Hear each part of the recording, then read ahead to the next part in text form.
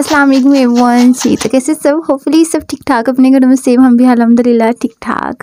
जी तो इतनी महंगाई का ज़माना है और इस महंगाई के ज़माने में अगर आप ऑयल के बिना ही प्याज को फ्राई कर लें तो क्या ही बात है।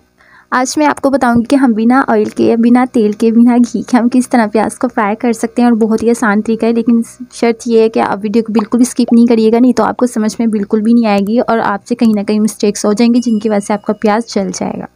तो सबसे पहले तो प्याज को कटिंग करना बहुत ज़रूरी है। आपने कटिंग इस हिसाब से करना है कि जो आपका प्याज है वो जल्दी से क्रिस्पी हो जाए। अगर तो आप थोड़ा सा मोटाई में करेंगे तो वो बिल्कुल भी नहीं होगा। सो आपने बहुत, अगर तो आप एक्सपर्ट हैं तो आप इस तरह बहुत ही बारीक शेप में इसको प्याज को कटिंग कर सकते हैं।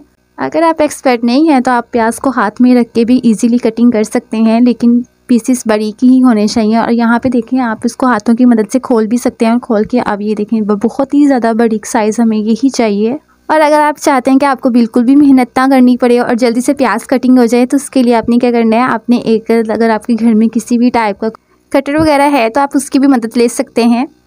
मेरे पास घर में ये चिप्स कटर अवेलेबल है, ठीक है। सबसे पहले तो आपने इसको कटर के साथ करना है। कटर के साथ क्या होता है कि आपकी बिल्कुल बराबर इक्वल शेप्स आती हैं, कहीं से मोटा या कहीं से पतला वगैरह बिल्कुल भी नहीं रहता है। सो इक्वल शेप आती है और ये बहुत बेस्ट रहता है। और ये देखें जी इसकी लुक।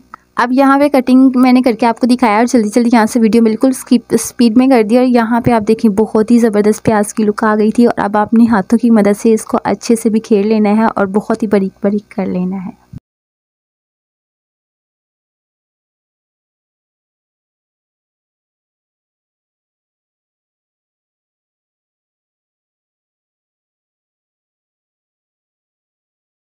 अब यहाँ पे अगर तो आप चाहते हैं अगर बिल्कुल परफेक्ट टाइप के आप प्याज ब्राउन करें तो उसके लिए क्या करना है, यहाँ तो आप पंखे के नीचे भी प्याज को इस तरह रख सकते हैं। अगर पंखे वाला ऑप्शन अवेलेबल नहीं है तो आप इस तरह एक रुमाल रख लें, ठीक है। रोटी वाला जो भी रुमाल आपके घर में होता है उसको उसके ऊपर रखें और उसके ऊपर एक एक पीस आप टिश्यू पेपर रख दें।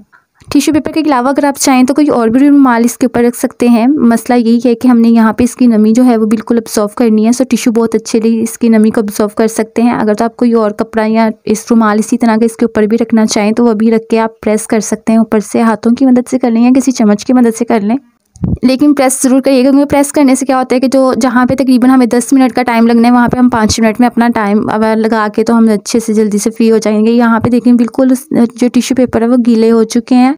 सो इसका मतलब है कि जो हमारे प्याज में बिल्कुल ड्राई हो चुके हैं और सारी नमी टिश्यू पेपर ने ऑब्जर्व कर ली है। अब यहाँ पे आप फ्राई पैन की तरफ चलेंगे। अब यहाँ पे मैंने फ्लेम बिल्कुल ही लो रखा है, ना हाई ना मीडियम, जस्ट हमने फ्लेम बिल्कुल ही लो रखा है। और लो रखने के बाद हमने प्याज अब इसमें फ्राई पैन में इतना ऐड करना है जितना इसकी नीचे वाली जो हिस्सा है वो कवर हो जाए, इतना ही हम इसमें प्याज ऐड करेंगे। अगर तो आप ज़्यादा ऐड करेंगे तो उससे क्या होगा कि जो क्रिस्पी है वो ज़्यादा नहीं होगा और आपका कहीं से जल जाएगा, मतलब थोड़ी सी लुक अच्छी नहीं आएगी। सो आपने क्या करना है, आपने हल्का सा प्याज इसमें ऐड करना है। यहाँ पे देखें जो नीचे वाला हिस्सा है वो हल्का सा गीला है, क्योंकि इसमें जो हल्की फुल्की सी नमी है वो हीट की वजह से वो भी बाहर आ रही है। सो आपने कुछ नमी पहले ही ख़त्म कर देनी है, जो थोड़ी सी रहती है वो इस तरह गर्म होने से जो इसकी नमी है वो ख़त्म हो जाएगी। अब यहाँ जो प्याज उन्होंने अपनी जगह छोड़ दी, इसका मतलब है जो जितनी भी नमी थी वो सारी जल चुकी है, मीन्स के आप सारी ड्राई हो चुके हैं और अब प्याज इजीली इधर उधर हो सकते हैं। अब यहाँ पे फ्लेम लो ही है, हमने मीडियम टू हाई नहीं किया है। अब हल्की सी इसकी जो कलर है वो चेंज होना स्टार्ट हो गया है, जैसा कि आप देख रहे हैं।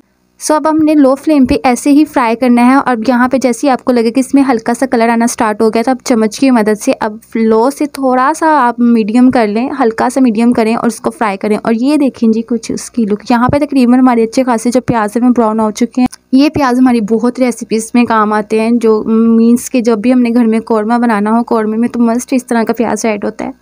कौरमे के अलावा और भी बहुत सी डिशेस हैं जिनमें इस तरह प्याज ऐड होता है। सो आपको ज़्यादा घी में फ्राई करने की बिल्कुल भी ज़रूरत नहीं है। आप इसको किसी भी टाइम इजीली यूज़ कर सकते हैं, क्योंकि घर में बना हुआ हो तो हम कभी भी किसी भी टाइम यूज़ कर सकते हैं।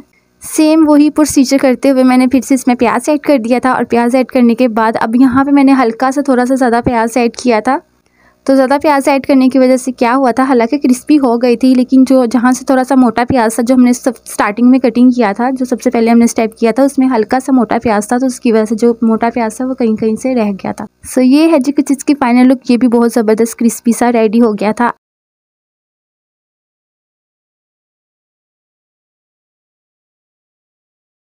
मुझे उम्मीद है जी मैंने आज आपकी बहुत बड़ी मुश्किल का हल निकाल दिया है। अगर तो मेरी रेसिपी पसंद आए तो काइंडली चैनल को सब्सक्राइब कर दें और बेल के नोटिफिकेशन को प्रेस कर दें। अब मिलेंगे आपके साथ नेक्स्ट रेसिपी में। अल्लाह हाफिज़।